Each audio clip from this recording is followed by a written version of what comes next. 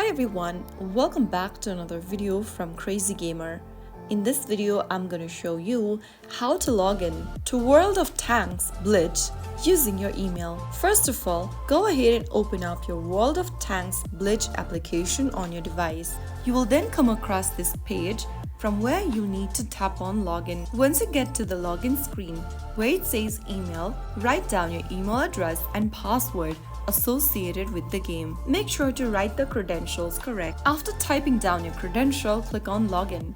If you don't have an account yet that is registered with email, you can click on create account and follow through the prompts. But in order to log in with email, you'll need to enter your registered email and password and click login. Soon after you do that, you'll be able to log in to your account and taken to the game lobby. And that's how you're logged in to World of Tanks Blitz using your email. If this video was helpful, make sure to like, subscribe and comment if you need help with any other games or apps. I will see you in the next episode. Thank you for watching.